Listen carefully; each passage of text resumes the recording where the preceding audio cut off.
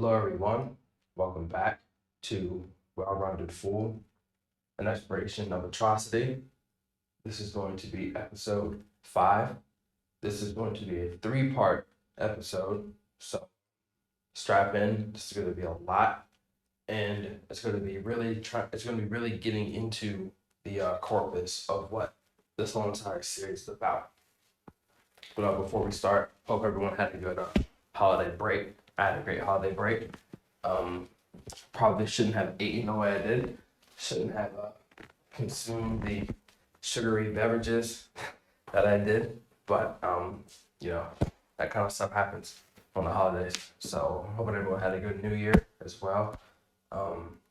Starting the year off right.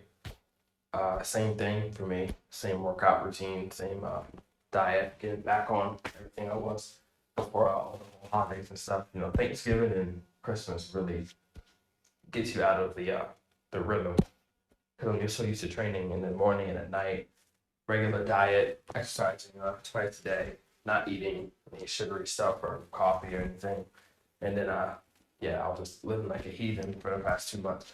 But anyway, now we're back, get into a rhythm here. This is episode 5 of Well-Rounded Fool.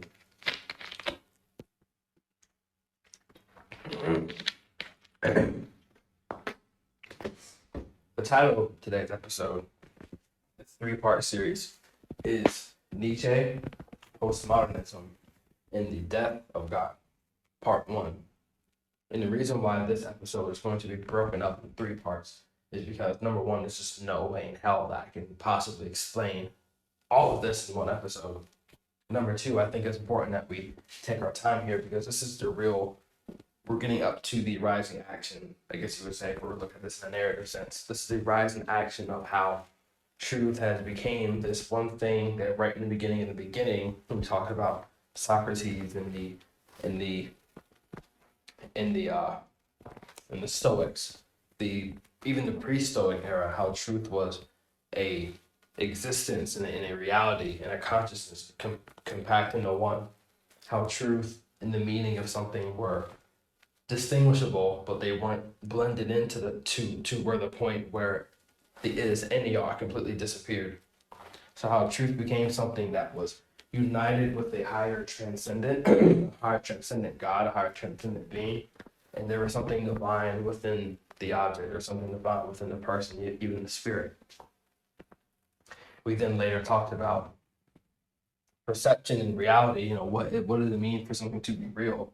We went over the intellectual Aristotelian model of objects and subjects, something having its telos with something that not just existing as a pure matter, even though he was a scientific thinker, something not just merely existing as a thing, but something having its telos, having its teleology, so something having its meaning, its spread across time. That example he used with the oak tree. It's not just an oak tree, and it's not just a tree. Both its beginning and its teleology is compacted into one. It's all into one. Talks about perception, deception, is from the art, how human Kant revolutionized the way we think. Hume was geniusly pointed out that you cannot just from looking at the tree or from any object, we can't then infer in an unerring manner how we should interact with that thing. And then Kant came along. He said, not only is there an interpretive framework that occurs between the subject and the object, but actually there is a moral interpretive framework that we are applying a priori before we then perceive that's even guiding our perception itself. So then that stretched the debate even longer. Then we went back in history to talk about Descartes, for how the dualism, how that started to affect how thinkers thought. And that dualistic mindset of, having a body and the mind and the spirit, having it disconjuncted in a way where I can think one thing and be another, or I can be one thing and think a different way. Having that model separate the truth from the purpose, how that's inherently a deceptive model. And then how that plays society today with the insistence that somebody can be one thing and think another, and then have their body not in alignment with their mind, and have and always in having a biased nature towards the mind almost. It's like, well, why are you inferring, the even the sentence, I was born in the wrong body. That's presupposing that your mind is unerring. It's incapable of making a wrong decision. Well, this is my truth, or this is my perspective, but as if you cannot be wrong. So now we're here. The Nietzsche postmodernism and the death of God. Now, what I really want to do with these 3 episodes is I want to break apart. First of all, we already talked about how truth kind of navigated throughout history. So now we're at this rather crucial part of truth in perception itself. Because the whole entire point of this lecture series is to investigate a few questions. First question, number 1, how do sane, rational human beings commit acts of atrocity, hence the subtitle of this whole entire series, an exploration of atrocity. How do rational, sane human beings, how are they able to be plagued and become possessed by parasitic ideas and to commit the most evil and twisted acts possible and then have a doctrine, have an outline doctrine of how they fulfilled that thing? How is that possible? Another question is, with the well-rounded fool, what gives him that arrogance? What causes him to take reality and to twist it and morph it into his own being so then he can stand superordinate above reality and control it himself? How does someone get to that point? And the most important question, how can someone stave off that omnipresent temptation of twisting reality even in a little bit, even in a little way? And that's how it actually starts to be. If you want to be really technical, it starts with those little lies. It starts with those little tweaks. Well, I can get away with that if I say it this certain way, or we can take this little right away from you, or we can just take this privilege away from you. It starts with the little inches and inches and inches, and then sooner or later you're, turning your best friend into the authorities. And then next you're reporting on your own family because they're not wearing a piece of fabric over their mouth. And then the next moment, you're actually helping a police officer or a demon shove somebody in an oven. How does someone get to that point? How do you get to that point? Have you seriously imagined yourself getting to that point? And if you haven't, perhaps you're the most susceptible to that. There's a quote by Carl Jung, one of my favorite quotes by him. He says, "So show me a sane man and I'll cure him." Now, when I read that, I was like, okay, what the hell does that mean? Show me a sane man, I'll cure him. But if he's sane, why would he need any further investigation? And that's the damn point. If you are so comfortable in the way you think, if you are so sure of yourself, well, I just think things, and then I think them through, and then I create this hypothesis, and then I just do it. And I'm just a completely rational human being. There's nothing wrong with me, and I don't need any further investigation because I'm the hottest thing since sliced bread. If you just think that way, if you're just completely sane, and you don't ever think about the atrocities of human life, there's something wrong with you. Not only is there something wrong with you, you were illegally ignorant. You were just so in la la land that you shouldn't even be allowed to participate in human life. Because how are you not thinking about it? I'm not saying, don't worry yourself into a paralyzed knot where you just can't even move. You're just thinking about, I'm not being corrupt. I'm not saying that. But how could you not just at least be curious on, how did those people get in that situation? How did they build those camps? Am I related to somebody who was in that? Can I actually be one of those people who turned in my own family member to the authorities? Would I be a person who would use my power instrumentally to then call a higher up into asks him to fire another employee because they are affiliated with a political party or a political leader that I disagree with, can I be that person that would use my power in such a way? And if you don't think that you are, then you are actually most susceptible, because the people who, I mean, you know this from a union perspective, the people who don't confront their shadow, the people who don't confront those, and not even like,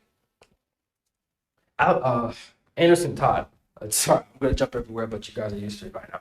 Anderson Todd is a very, very, very smart human being. I actually think Anderson Todd is probably one of the smartest people in the world, and that's not really meaning much coming from me, but that's just my subjective opinion. He's a colleague of John Vervaeke. It's a conversation with John Vervaeke. he's a colleague of John Vervaeke, and Anderson Todd, he's a professor in psychology. And I watched a video of him and John have a conversation. They're having a union conversation. He talked about a golden shadow, something really cool, a union idea of a golden shadow.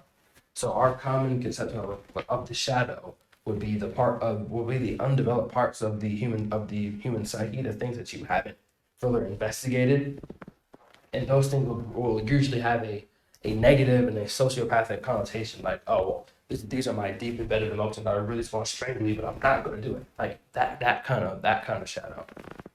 And what Anderson Todd said is that Carl Jung actually talked about something called a golden shadow. So the golden shadow would be the parts of you that you haven't fully investigated, but actually these parts are actually your repressed virtues. You're repressing the virtue of truth. You're repressing the virtue of honesty, the virtue of compassion, or of the virtues of empathy. You're repressing the positive aspects about yourself, because it's almost in a way like you can't see that you could ever amount to be a human being who cannot use someone instrumentally. So then therefore you disassociate yourself with anything that approximates something good.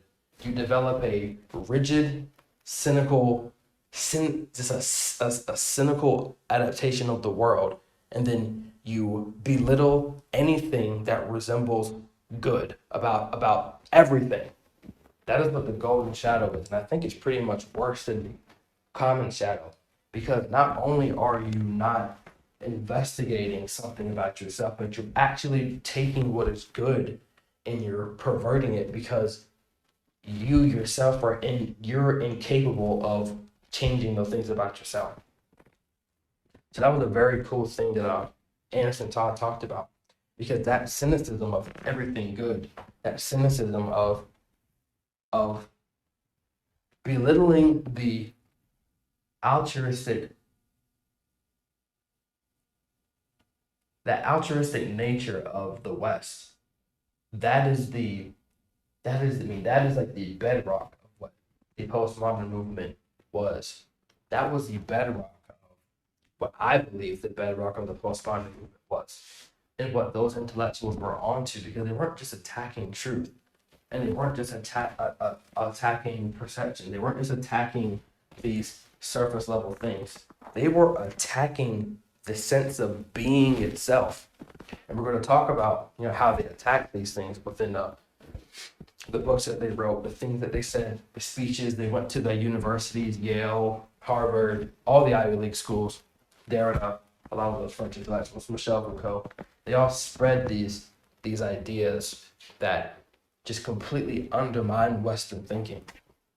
And people, there will always be those apologists who say, oh, well, postmodernism, it's more like a thought exercise to be aware of your power dynamics, and to understand how the reader, so the point of deconstruction would be for the reader to adopt a moral lens, and to read a text, and to make sure that the author himself or herself is abiding by the same standards, the same rules that he or she are professing.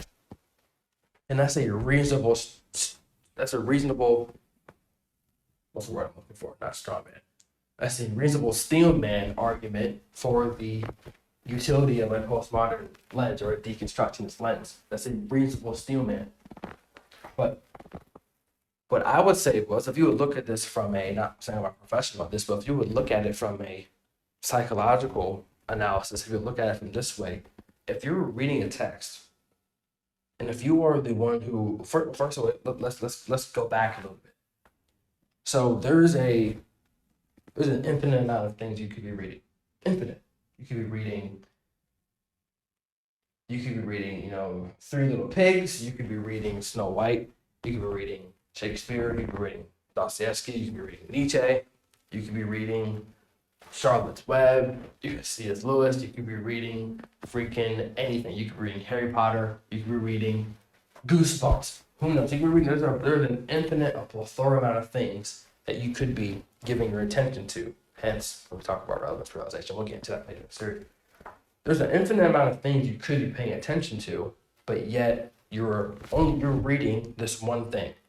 So that's one objection right there to the whole, oh, well, we're just literary critics. Not really, because why are you being selective? Because you would think if you're just a literary critic, that's why I don't think that deconstruction derived from literary criticism. Because you could be literally reading anything. You could read a magazine at the grocery store. You could be reading the menu at a restaurant. You could be reading the back of a cereal box. You can read anything you want to.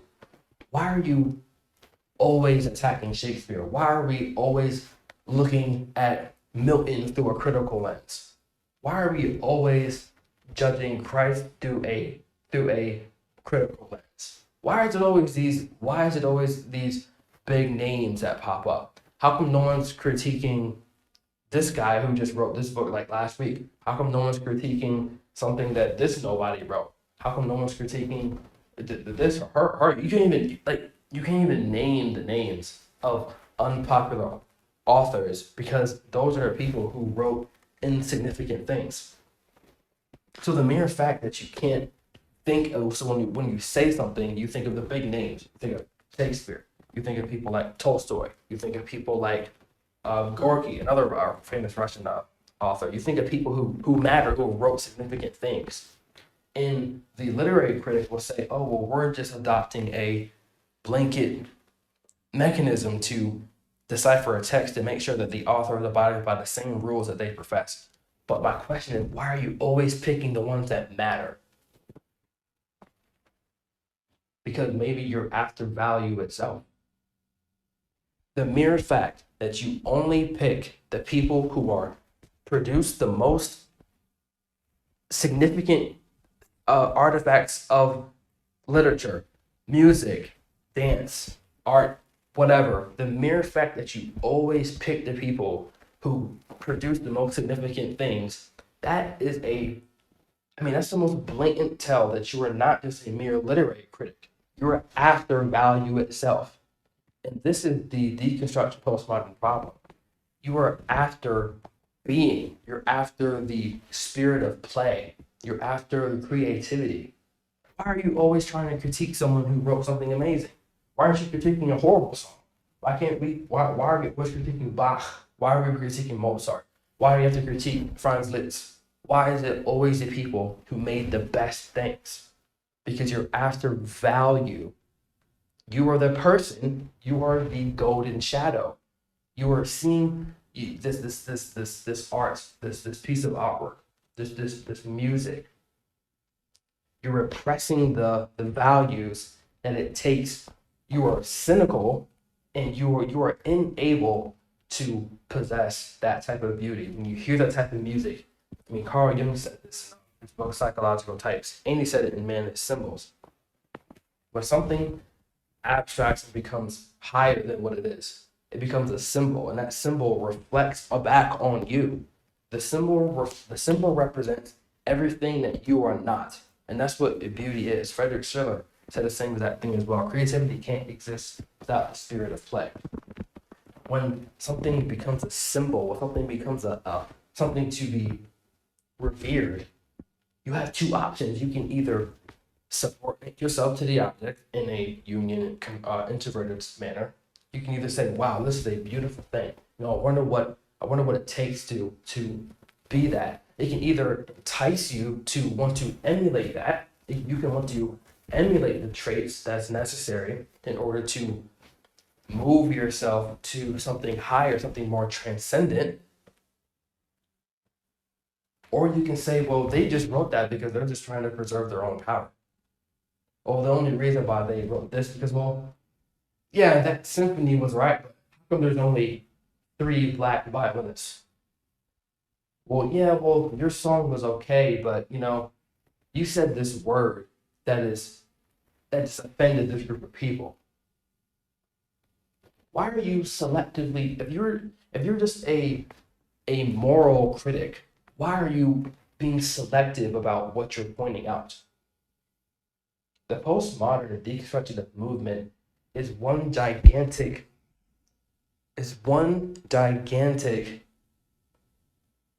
what's the word I'm looking for? The entire postmodern deconstruction movement is one gigantic, I'm going to think of the word, it's a one big projection. Everything that sucks about me, I'm going to take that, rise it up as a symbol, and I'm going to use that in a negative way, how the well-rounded fool would, and I'm going to shine down on everyone else because I don't have the traits necessary to produce something like Bach. I don't have the intellectual ability to write something as gripping as Shakespeare. So I'm going to sit here with my red pen, and I'm going to edit, and I'm going to criticize, and I'm going to deconstruct word for word, sentence for sentence, letter for letter, syntax for syntax, how this thing could possibly be wrong. And that is the psychological nature of a deconstructionist. And however, the philosophers, they'll write something on page totally different, but it's not just the mere words that they wrote. Because you have to think about what is the prerequisite for someone to even want to be that sort of reader. What is driving you to be like that? Why can't you read something to be moved by it? You can read it, you can not. Why can't you be able to, in a conscious sort of way? This is the first thing I said, like in the first episode. The attempt to take what is complex and to truncate it down in an ideological sense is an act of non-being itself. Because a conscious human being is able to separate the wheat from the chaff. Okay, I like this part. I didn't agree with this part, but overall, have that grace, that Judeo-Christian grace. Overall, even though I didn't agree with that, you make some good points here. Or even though this part offended us or this group of people, although I'm able to overlook what you transgressed against me personally or my political agenda, and I'm able to have that grace to say, but you still did a good job, or we should still give this person a chance, or we should still listen to this person, or we should still publish the book. What this ideological new wave is doing, okay, well, if that one sin, burn it. They said this word, trash the whole entire corpus of work. It takes out that grace. There is no redemption. It's an act of non-being itself. The lens of a deconstructionist presupposes that one cannot err. One should not err. They're taking the Judeo-Christian ethic, but they're twisting it and they're twisting it into something completely perverse.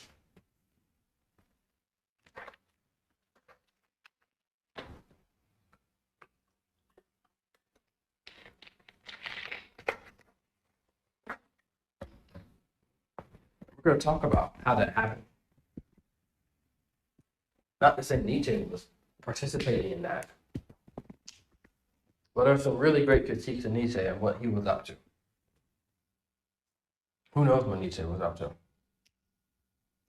Nietzsche played a really great part in, I think, a reasonable and genuine spokesperson that called out what that even started before the whole postmodern movement. He stood as a voice that genuinely wanted to investigate the meaning of truth and the meaning of a reality and the meaning of a consciousness. I don't think that it's not fair to say that he was a cynical person and he just wanted to destroy everything.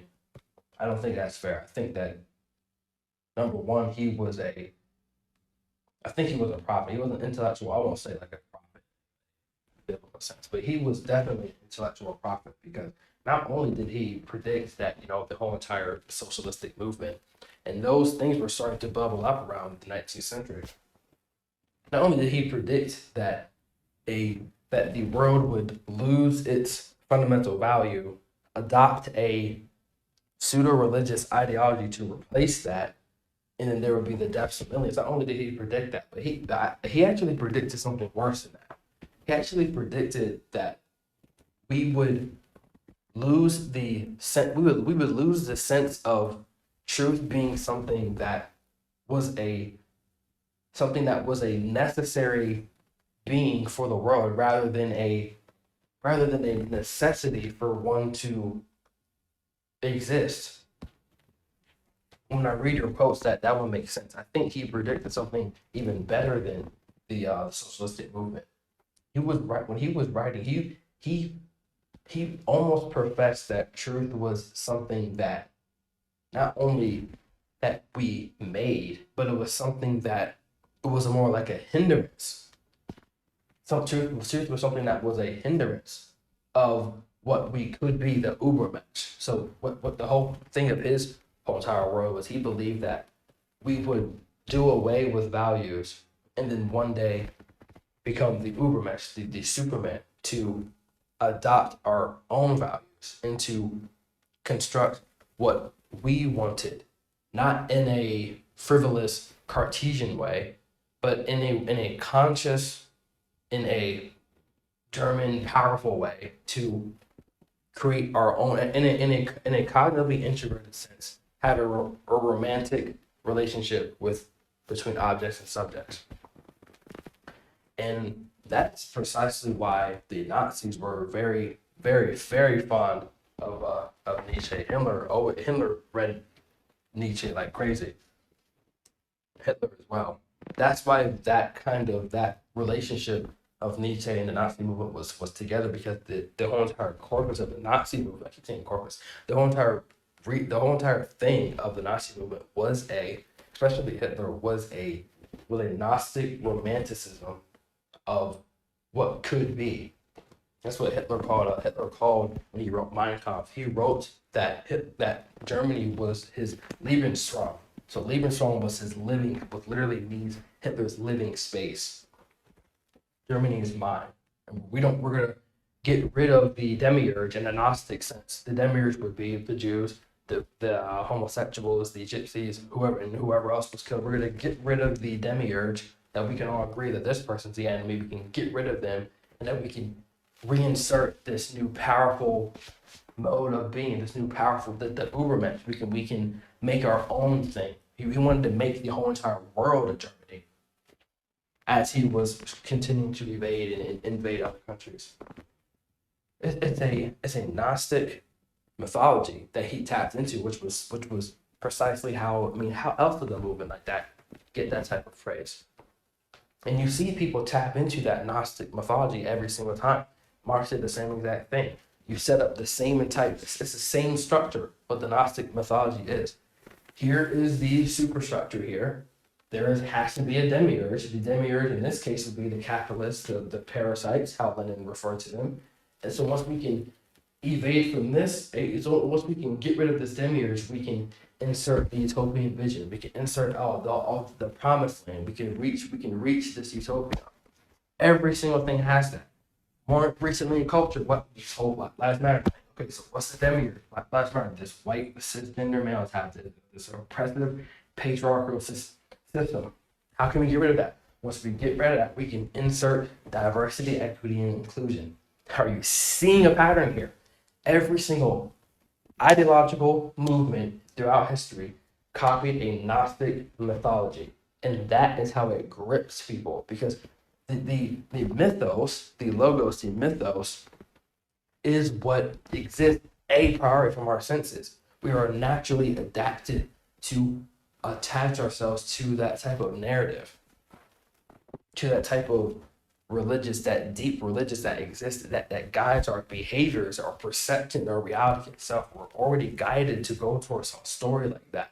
So if a person can lay out in a coherent sense, okay, well, here's where we could be, but this group of people they're making it kind of hard. So let's just get rid of this group. That was supposed to happen. Let's just get rid of this group so then we can get to the promised land. There's always a demiurge in the Gnostic mythology movement. And that's how they're able to grip people so much. But anyway, I digress. Back to Nietzsche. So Nietzsche played a very important role. We're going to read some quotes by one of his essays that he wrote. Nietzsche, for a little background, Friedrich Nietzsche, he was a philosopher. He was actually a professor at the age of 24 years old, which is really, really impressive. German thinker, world renowned. Everyone who knows philosophy and anyone who's in this whole realm, you have to know Nietzsche. He's a crucial person to read. And he had a very short life. He suffered from a lot of illness. That's why his books, he started writing in a formalism. I'm going to pronounce that word. He wrote in basically kind of how Marcus Aurelius' Meditations was constructed in like short paragraphs. He had to write in those short paragraphs because he was just suffering so much. I think he died. I think he lived to be like 40 something. He was born in the 19th century. And one of his last works, one of his most crucial works, The Will to Power, that was actually, he didn't even write that. He wrote it, but it was aggregated by his sister and then later published. So he's a really, the reason why he really matters is because he was one of the first people, I think, that really, put this whole truth stuff on the chalkboard and said, okay, let's get to the bottom of this. What is this? Also, he was a very fond of the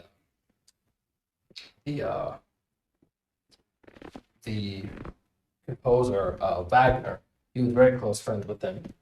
And something sad that happened. So him and Wagner were really, really close. And he would go to a lot of his shows, and they would write and they would kind of incorporate ideas. But what separated Wagner and Nietzsche was Wagner was starting to adopt a ideological wokeism, almost like a pre-wokeism, like German nationalism, that Nietzsche was actually very against.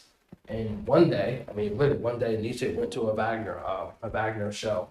And he, seen this whole woke propaganda in the midst of the art. Nietzsche was very, very introvertedly romantic about artwork. He actually believed he believed that Wagner's art was going to purify Germany from this nihilism. But he seen the woke propaganda, and he got up and stormed out of the theater.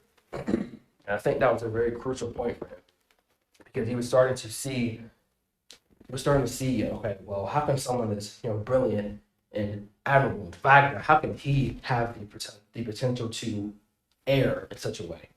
And you can see this kind of theme here. So you see, Wagner was the higher symbol. This represents something transcendent, and he's not allowed to fail. They're not allowed to do something wrong, or your God is not allowed to fail. Otherwise, he's not God. So once you place something up on the highest pedestal, once you see them err, Nietzsche actually said, we just don't lose faith in that. We lose faith in the whole entire structure itself. We don't just lose faith in Wagner. I lost faith in this whole entire structure that we could even produce a Wagner. So that's the really scary part of this whole entire philosophy here. I'm going to read some quotes from his essay now. Really going to depict or give you an idea of how Nietzsche thought in this thought process.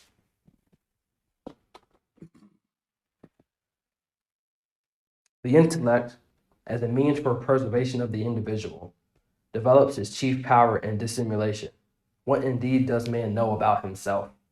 Oh, that he could once see himself complete, placed as it were in an illuminated glass case. Does not nature keep secret from him most things, even about his body, the convolutions of the intestines, the quick flow of the blood currents, the intricate vibrations of the fibers, so as to banish and lock him in proud, delusive knowledge? Nature threw away the key, and woe to the fateful curiosity which might be able for a moment to look out and down through a crevice in the chamber of consciousness and discover that man, indifferent to his own ignorance, is resting on the pitiless, the greedy, insatiable, the murderous, and, as it were, hanging in the dreams on the back of a tiger. Jesus Christ. So right there, Nietzsche is saying, you know, who in the hell do we think we are? Flawed as we are, how can creatures like us even think that we can come to an approximation of something being true?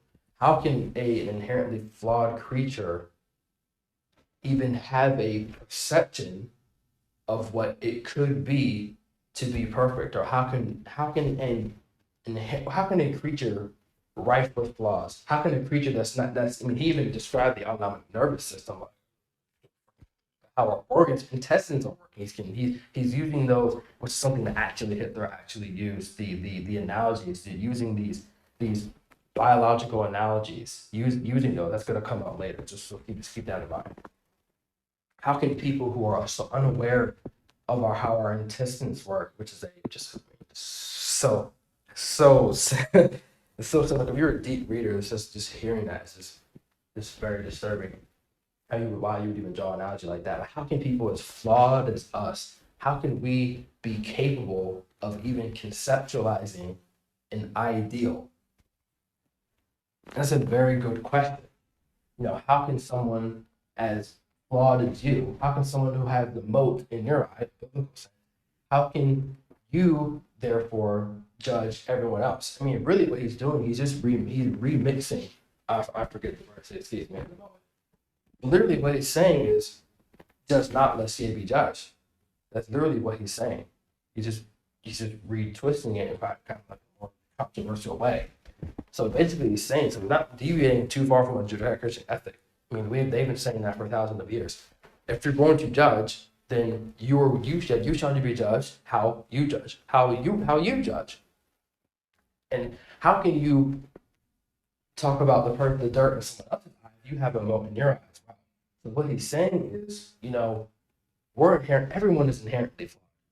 Everybody has idiosyncrasies about themselves that are not up too far. So how can you yourself say that something isn't perfect? How can you yourself say something is unvaluable or something could be more valuable if us ourselves are incapable of being that? So it's a very interesting question. What, after all, those conventions of language? Are they possibly products of knowledge, of the love of truth? Do the designations and the things coincide? Is language the adequate expression of all reality?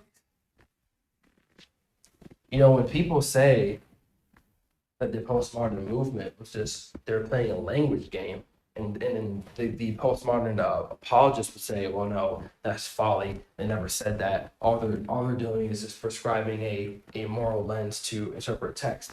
Nietzsche, the father of postmodern movement, he literally just said it right there, word for word. Is language the fundamental reality of reality? He literally just said it. So that's proof right there that the language itself, is that really our reality? He famously said, people think they're critiquing reality when in reality they're critiquing words. So are we bound by words? Are we bound by just how we then label the impressions? Are we bound by words? Very interesting questions, because the whole mode now, if we look at it in culture now, we're on the Cartesian model. I think, therefore I am. If I can make up this thing, then therefore that shall exist. So what is really existing here? Just the mere fact that you made words outside of your, however Becky said, your face hole? Is that, are you, in your sense, God in Genesis, who can speak when as he speaks the logos, it becomes something, he literally speaks life into existence?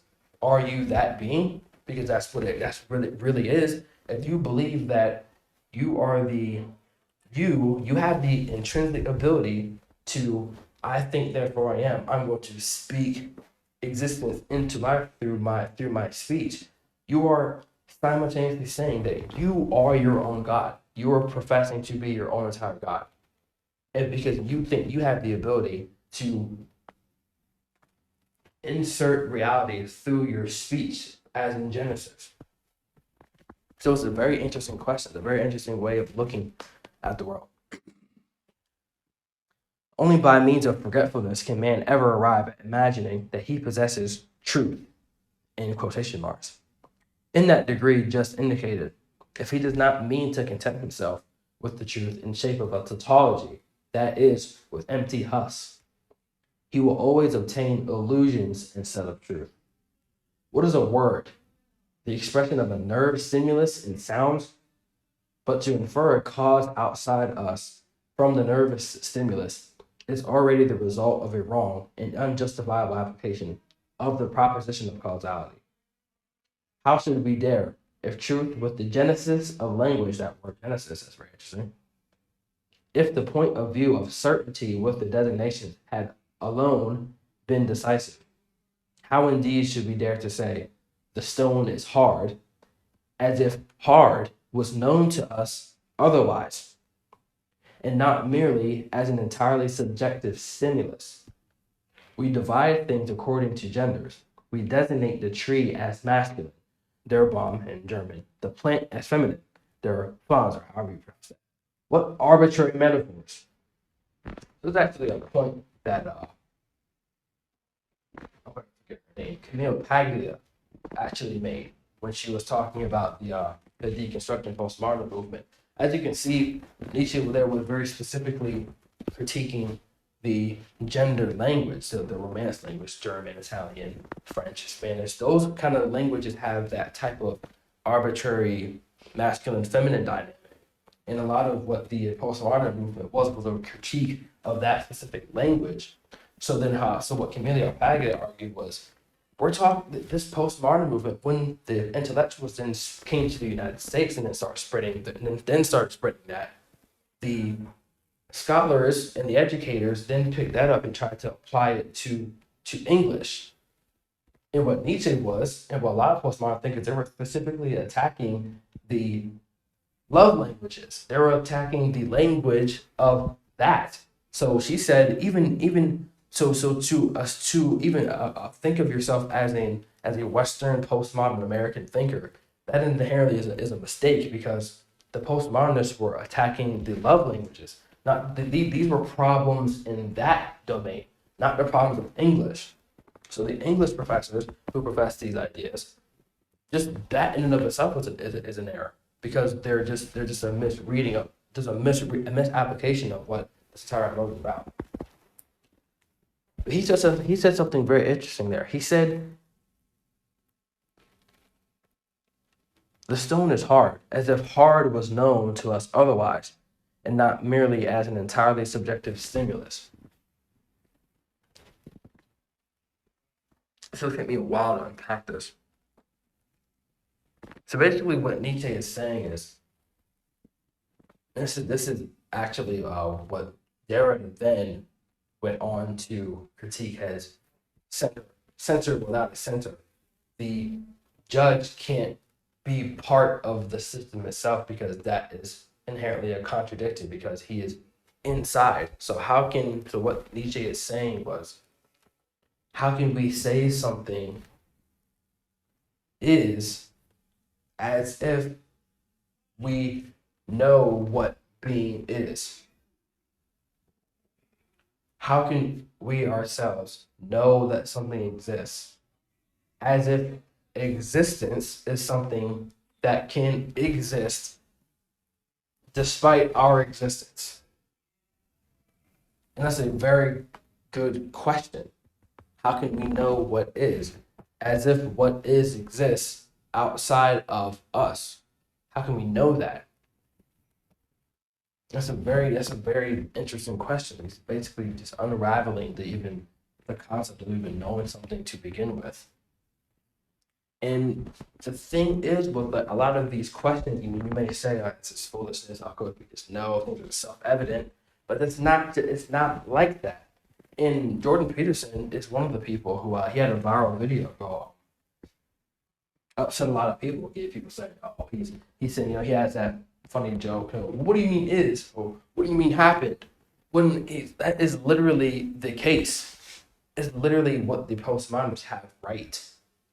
That is why this philosophy stuck. That's why it's still plaguing us, because we're still struggling with these questions. You're saying that something didn't happen. Okay, so in a Nietzschean sense, you're saying and Jordan Peterson famously said, he said, when you're asking questions about a reality that are that fundamental, it is both sided. So the question of something actually happening is just as questionable as you asking what actually happened means. And when he said that, everyone was like, oh, it's just word salad. Oh, bro, you're like a postmodernist, bro. Just be quiet. What are you talking about? But it makes sense, because how can you say that, well, that didn't happen, as if the word happen is in a black box, as he said, in a glass case? Well, what does the word happen mean? Both sides of the equation are open for debate. That is the answer. That is the answer. What the postmodernists then said was the equation is inherently flawed, but all Nietzsche was saying was, you're saying that this thing didn't happen. You're saying that this thing is that, but he's not worried about what this thing is. He wants to know he wants to know in the middle. He wants to know what in the world does the word is mean? As if you know what things are independent of what this thing is, and that is exactly what difference is. How can you know that this thing is that if not using that to compare it to something else? How can I say that this thing is real if I'm not comparing it to something that was real? Okay, well, how do you know that thing was real? Well, because I've seen something else that was real. It's going in a circular logic to a certain degree, and that is why postmodern sticks, because that's an actual valid critique. Oh wait, we do kind of just accept things to be true a priori or senses, kind of like a concept. Okay, well, something actually happened. What does the word happen mean? It means something that happened. Okay, well, what do you mean happened? You get stuck into that, how Rebecca said, that propositional tyranny. And what we're going to discuss later on in the part 2 and part 3 is that what Nietzsche and what a lot of thinkers are stuck in. They're stuck in a propositional tyranny, trying to deduce the participatory. So that would be the deeper fundamental moralities, the deeper ethics that drive our interactions without a doctrinal method of a bulleted list, a bulleted board of our exact things, sentence for sentence, word for word, syntax for syntax. These are just behaviors. These are things that we just do. You don't, if you're with a significant other, you're not just gonna say, oh yeah, I want to take your clothes off, and then you ask, well, can I get here? Oh, can I touch you here? Oh, can I get consent here? Oh, can we do this? Kind of like, okay, dude, can we? There's a certain point in the romance where you just kind of both participate, trying to deduce the participatory to the propositional. That inherently is an act of non-being itself, because you're going back so far. You're literally, in a literal sense, you're going back so far in evolution, going back so far in creation, to the point where language stops. Language can't explain it. And this is the problem that Nietzsche was in. Language can't help you here, buddy. These are things that we just do. These are things that it just is. So you can ask away, well, what does it really mean? Or what does truth actually mean? Or what does it mean to be a woman? You can ask these things ad nauseum, but to a certain degree, you are just going to have to immerse yourself into reality itself. These are legitimate questions, legitimate critiques.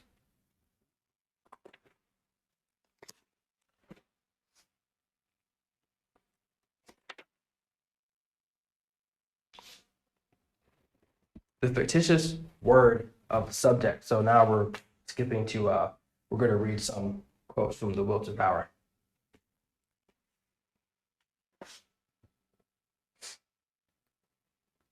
The fictitious word of subject, substance, reason, quotation marks, etc., is needed.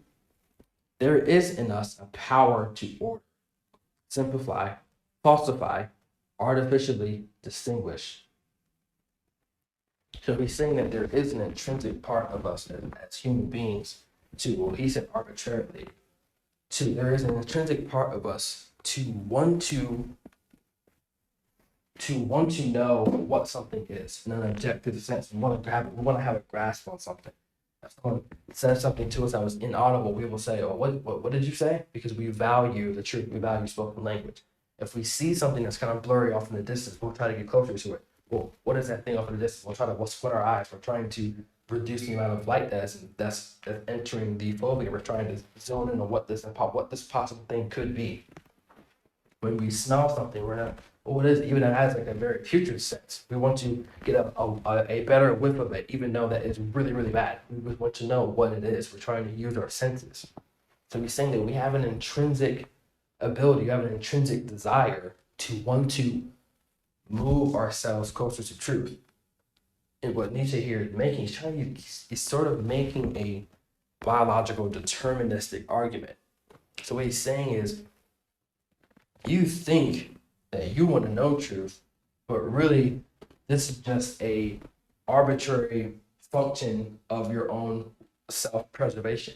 Your body itself, your body's your organs, and we're going to get to that point in a minute. Your body itself is an organism that inherently wants to move towards the thing that approximates certainty.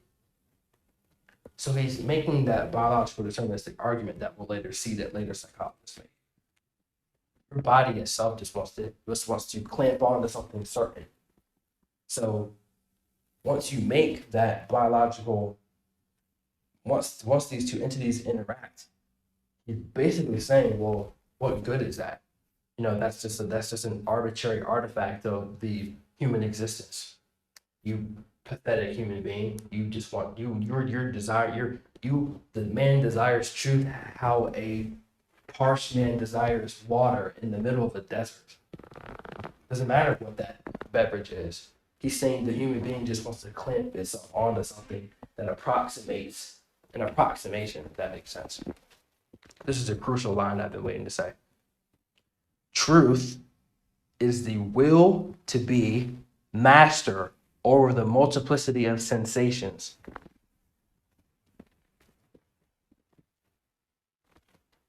I mean, this is just, if you're a deep reader, that would just chill with that. He's saying that truth is the will to be master over the sensations. So you can really see how this creeps up in culture today. We're saying, well, whose truth are we talking about here when we talk about objective reality? Your truth is nothing but a will of your own power to preserve your own wants. And you'll hear people apologize for postmodernism, apologize for deconstruction as if that's not what it's after. When Nietzsche literally said word for word, bar for bar. Not saying that all postmodern thinkers agree with Nietzsche, but this is if you are both having, in the Union sense, of both having this psychological fact that exists despite your other words, how can you deny the fact that you people are sharing a common philosophy when you're saying that truth is the self to preserve, want to be master over sensation? Listen to the word power, master, will, power. The deconstructionist postmodern movement inherently places the reader in a place of moral superiority, because you are the person who is deciding who wants to be master of their own sensations. You're just doing that because you're trying to preserve your power. You're just saying that because you're just trying to promote males. This is how people die. This is how we section off into groups, because if we don't have a common truth or common logos, well, everything that I say is just going to be a self-preservation of my power. And everything you say is going to be a self-preservation of your power. So what happens when you have one person and another person who can't use that divine logos to have some type of intermediation? Well, we devolve into groups. We decay into our groups. Well, group A is against group B. So how are we going to win? Fighting, death, murder, ideology, war, sickness, cynicism, death, hatred, racism, you name it. Once you get rid of the divine purpose of the mediation between two entities that exist in a harmonious way, once you remove the possibility of there being a synthesis, you simultaneously set yourself up for an endless war of battles of a Hegelian battle of better self-preservations, because you're removing the function that allows two, not even opposites, just two slightly different entities to connect into one in a conscious agapic sort of way. The well-rounded fool removes that ability for two entities to become one flesh, become one. The well-rounded fool is aware that this entity is something that is sacred to the preservation of groups and different identities and different modes. You'll hear moralists say, they value diversity, they value truth, they value these open points of view. We're so inclusive, we're so this. And the second you step outside of their box, they put you in a gulag. It's a double-edged sword. They say, we're inclusive, we want everybody to be in our group, and we embrace the diversity of opinions. Hey, you bigot, take that down or we're going to fire you. But we can have it both ways, because I think one thing and I do another, because my mind and my body have no overlapping, have no obligation to overlap. George Orwell, double think.